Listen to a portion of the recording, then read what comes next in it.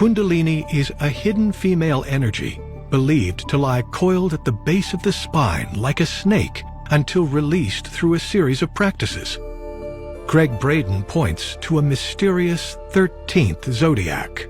Here is where it gets really interesting, because if you look closely at the zodiac temple in Dendera, what we find is they did not stop with 12 zodiac signs as we see today, but there was a mysterious 13th zodiac sign, is represented by the serpent.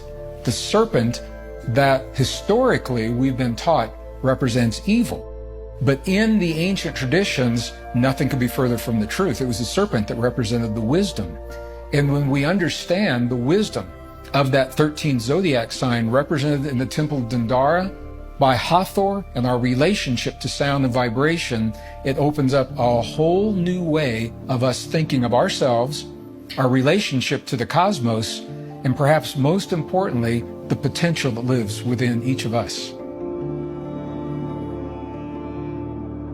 The serpent has always been a very powerful Hermetic symbol through all schools of awakening and mystery schools across the world. In fact, until the time of Christianity, the serpent was considered a symbol of the wisdom keepers. And they couldn't help but notice that the DNA, the genetics, actually looks like serpentine strands, like a ladder going up to heaven.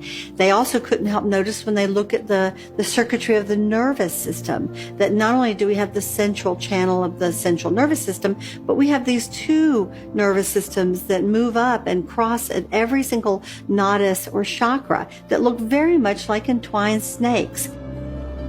If the wisdom of the universe and our existence here on the planet seems to vibrate from these walls, what might lie below that may shed some light on the existence of the 13th zodiac depicted as a snake?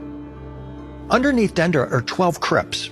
These were sealed-off storerooms that had extremely secret imagery on them. In the one that we could access until recent times, you go down a flight of stairs, we're underneath the temple, you go through this long corridor, and there is what's referred to as the Dendera light bulb. It looks like it's a technological instrument. It looks like a light bulb. We see two strange light bulb-like objects, very large because there are human individuals by the side of them, that seem to be attached to these, what can only be described as leads that go away into the ground. And from